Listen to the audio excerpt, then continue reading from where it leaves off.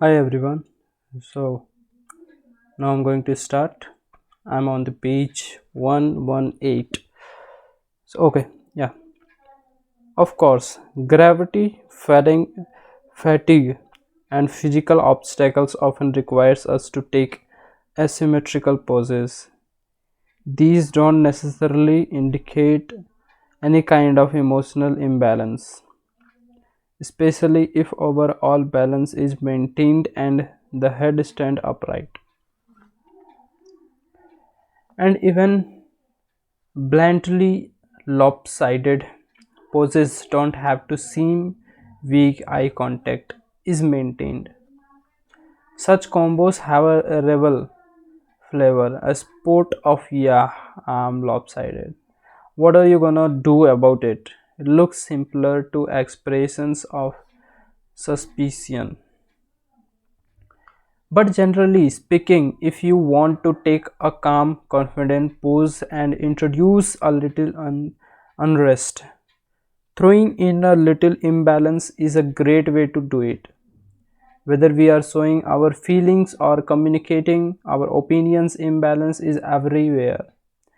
We tip our heads at unsolved problems, arc an eyebrow at disturbances in the natural order. Even throw our whole bodies nearly into a fail. You what? All just to show the imbalances we see in ourselves or in the world around us. Elevation, distance, and imbalance are just a few of the ways our bodies let others know how we feel about ourselves, each other, and the world. Keep your eyes open and you will see many more. The way an extreme postures of grief can resemble a fetal position. The way one person will turn towards a stranger in a crowded doorway while another will turn away. The way we point higher when we are pointing at something further away as if shooting an arrow. The way we signal our interest. The way we signal our interest in some kinds of advances and disinterest in others. The way we want for a co-worker compared to the way we wait for someone we love. Hands play an important role in body language, but unlike whole body postures, they tend to specialize in more deliberate message. Some take the shape of symbols with fixed meanings like an informal sign language. And as with any language, such signs may be subject to regional differences. So many your audience before using them in your comics. I'm a strong Western world. I I swear, Middle East. Speak up, worldwide. I don't get it. Watan Africa. Jealousies, Japan. Hands can also amplify the sorts of the spatial relationship we discussed in the last few pages. Contact with one's hands, for example, is a key step taken to bridge distance in hope in intimacy. And lot of imbalance signals can incorporate hand signals. Hands can use height cues to color what we say in various subtle ways. Politicians, car salesmen, and professionals liars will tell you that a palms up gestures can make a statement seems more friendly, non-threatening, and honest. An upturned palm symbolically lowers speakers, placing them at the mercy of listeners. In contrast, a downturned palm symbolically raises the speaker, claiming authority, power, and control over others, just as an adult maintains control over a child. Hands are a big part of how we communicate with each other. If your characters reflect that, then hands can be a big part of how you communicate with your readers. Do you see what I mean? Does that sound reasonable? I'm only making this point once you know. So as you have read, or you can say we have read about the hands. So basically, when we were started about facial expressions, then after we learned about we knew about the body language. So it is the a kind of part where you can use the in your comic books, so that it will indicate something, definitely something that is in your body but indicating something and something. So that hands is also a great thing to indicate something, or the mouth facial expression also, you can know your feelings, you can know anyone's feelings about to see her or his face only, right?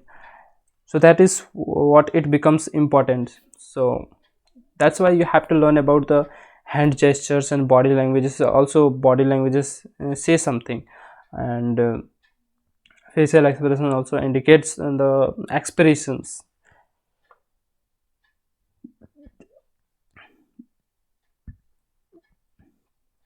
Naturally, if you want to draw convincing body language, you will want to learn how to draw a convincing body. Here is where a good working knowledge of human anatomy can be invaluable. I won't attempt a whole course in anatomy and figure drawing here. These are some good books on that subject which I'll mention in the biography. Okay, so basically we will also have to learn about the anatomy, because it's also important when you are when you are drawing a whole body, or when you are drawing the anatomy of a character, you need a particular book for that. So there are lots of books we can read, and also the author is suggesting us we can read those books for the anatomy, because the human figure is how dynamic it is. So you have to learn, you have to study the anatomy, what actually the human being, the anatomy. So we have to learn all those things. Okay, anyway, bodies which it had take 100 of pages, and well, my own figure drawing is not exactly the greatest, but even if you are like me and anatomy doesn't come easily, you can still improve your storytelling dramatically by just getting the gestures across in every figure you draw. So that is what also I want to learn. I don't want to it's not very important that I want to make the exact character by their anatomy, or the realistic. I just want to figure out all those things about the character, about their simple gestures. From that I can I can express my story. The gestures of figures have a flow and a rhythm which have inspired artists for centuries. So as you can see here, how how dynamic it is, and how detailed it is. So I don't I want all these things, I want to learn all these things, but it's not very compulsory when you're trying to when you're just trying to convey the story by your characters. uh, the simple characters is sufficient. If you know the gestures very well, you can convey the story. Master use their knowledge of anatomy to make such gestures vivid and credible. Artists who concentrate on anatomical accuracy but neglect gestures may create technically correct figures, but the results may be utterly lifeless. While artists with technically incorrect figures but a strong sense of gestures may produce art that seems real and alive.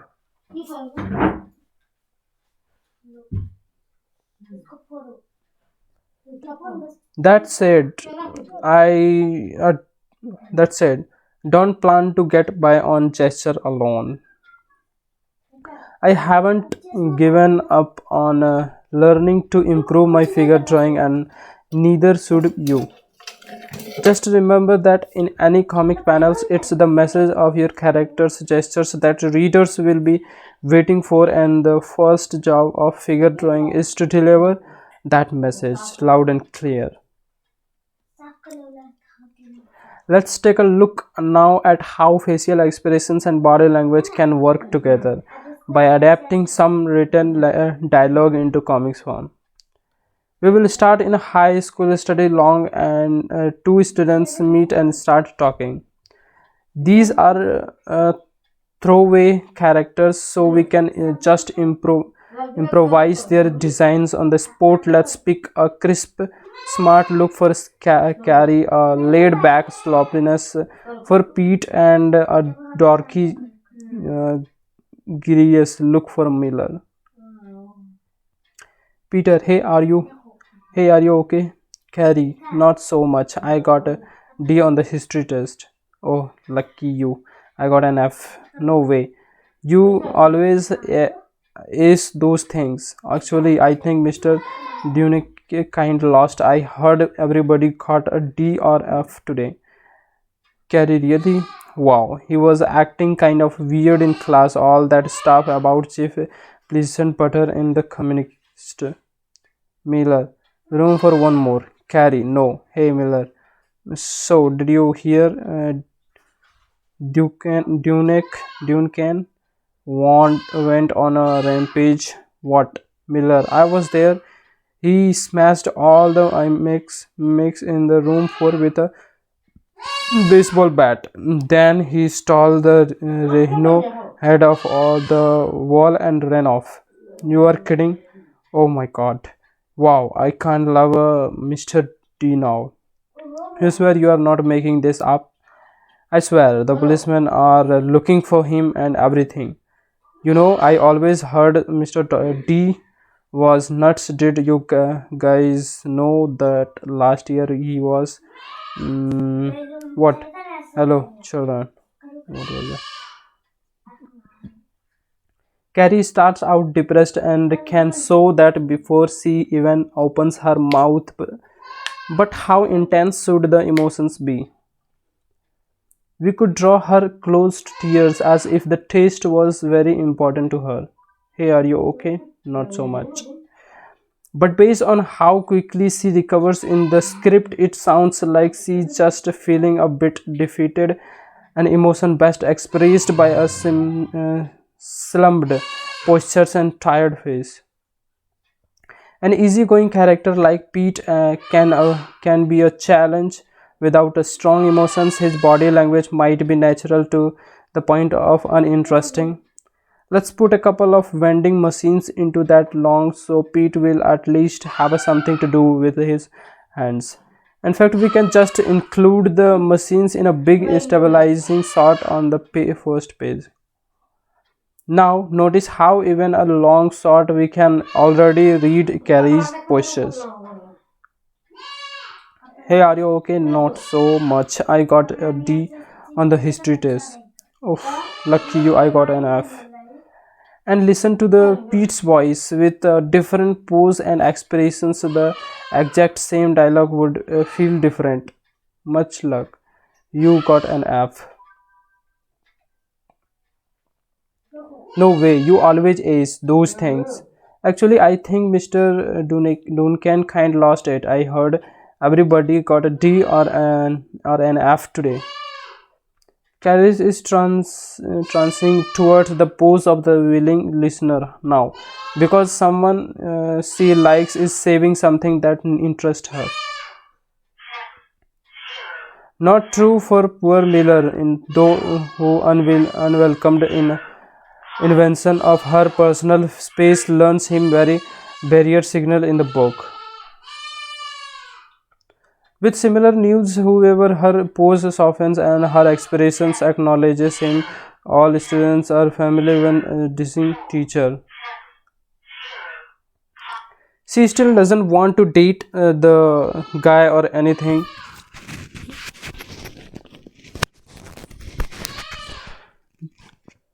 The barriers are the still up, but Miller at least has her attention. Pete seems as a little more accepting of Miller, but judging by the lamp wave and fitting what smile, he is not a big fan. Meanwhile, Miller's body is all about forward momentum. He is confident that he is got the goods. So confident in the fact, so confident in fact that he's got his hands down in that quit. You wanna hear this away? He's in command. Wow, I kind love her, Mr. D. You swear you are not making this up? I swear the police are looking for him and everything.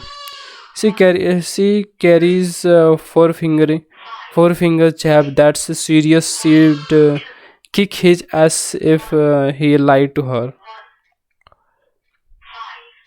Okay. You know, I always heard Mr. D was a little nuts. Did you guys know that last year he was? Hence, Miller's comically formal gestures included an elements of actual fears, both in the constricted poses and in aspects of his expressions. How readers interpret both body language and facial expressions will rely heavily on that they already know about your characters. Those characters may not always show all their feelings on the page, but the readers will be able to infer a lot about them based on what those characters know, what they have done, and what they want. Put all of your storytelling skills to use, making that inner life of your characters clear and memorable. Put all of your storytelling skills to use, making that inner life of your characters clear and memorable. So that is what I want to do. If like I am learning about the storytelling, and I want to make my skill about the storytelling better, so that I will be able to, I'll be able to draw the inner life of the character on my page, and that is what, it is interesting. So for that, what I'm doing right now, I'm reading a different kind of books that will help me to, that will help me to present the character in different ways and different, because humans are in lives in a different dimension, not in only one dimension, but they live in a very different dimension, and they are very dynamic. So first of all, you have to, you have to learn about the what exactly the human being. After learning what exactly the human being, then you can present human in a very great way. Like, if you know very well about the human senses, they have five senses, and how they use their five senses, whether they are using their five senses in a good way or a wrong way. If you know very well, then you can present the same character in a different way. Like, if you know about your character, whether he is using or she is using their senses in a bad way, that means you can show your character in a good way. And at the same time, if the character is using their senses in a bad way, or in a, good way, then you can present the same character in a um, good character. Okay. So that is what I am trying to learn about, how exactly I can present the human being, or by my character, and how can I present their thoughts in our, if I want to make the videos, and if I want to make my comics books, and how can I express my, the characters. So that is that will help you to make the character. The storytelling is the best way. Okay. Anyway, so now moving further, and your readers will be better able to recognize those qualities in themselves, from character design to facial expressions to body language. It's that sense of recognition that many of your readers will value in your comics above all else.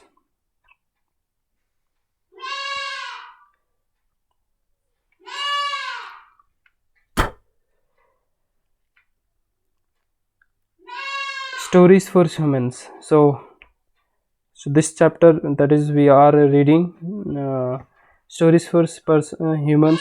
So first of all, if you want to make a story on human, and I think every story is related with the human.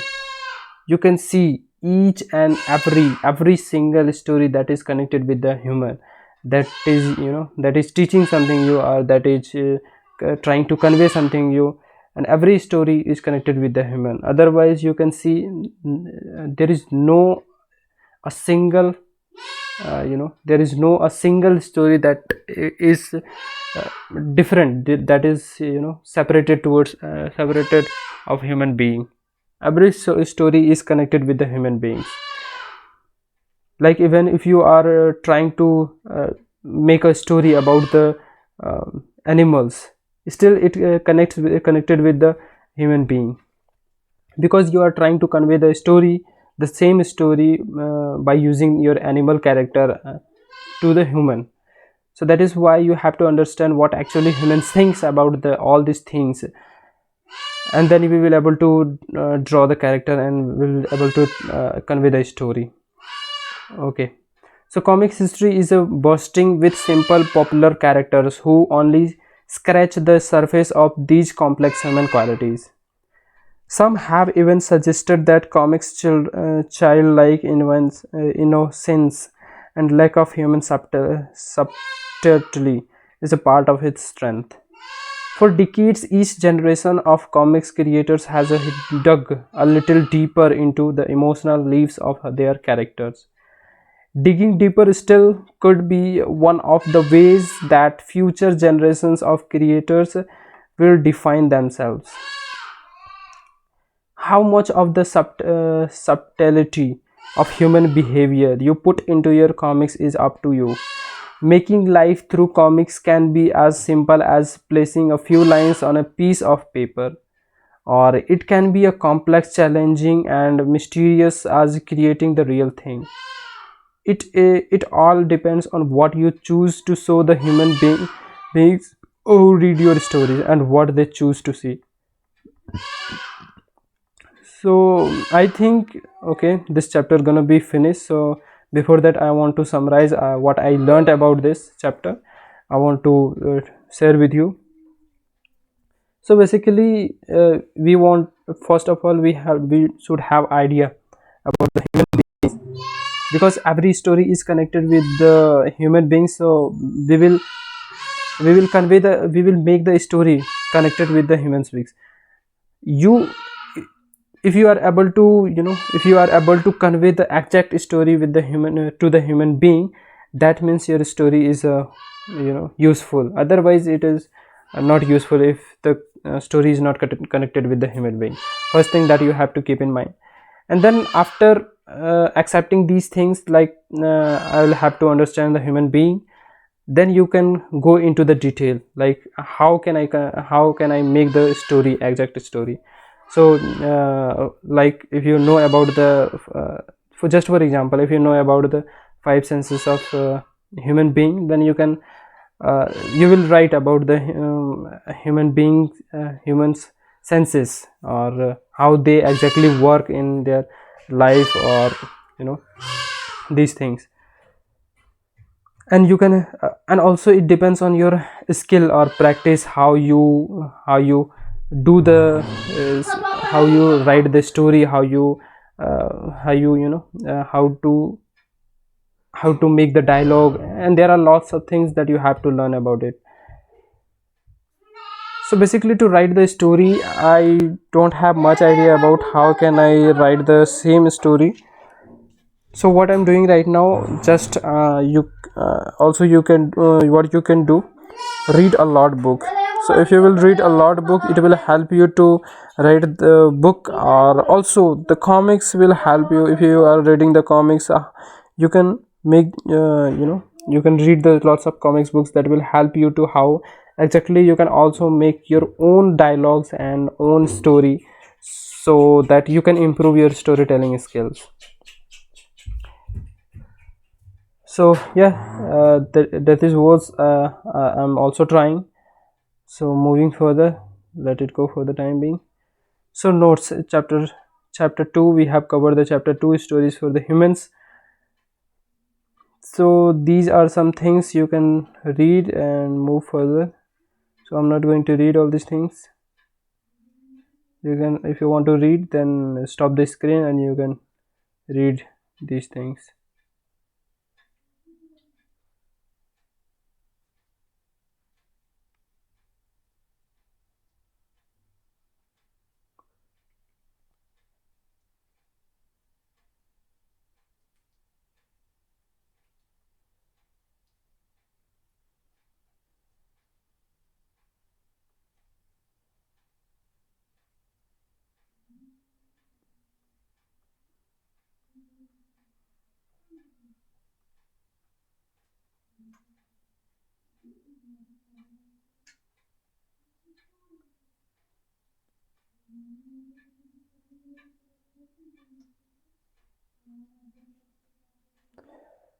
So yeah, I'm going to start the chapter 3. The name of this chapter, the power of words. And so it is very interesting to know about exactly the words, because I had started this book just to know about the how can I use my words in a very interesting way, or how can I make the story. That's why the book is also named as the storytelling book. So that is what I want to learn. So power of words, the power of words is an undeniable. Okay, so also one thing that I want to share with you.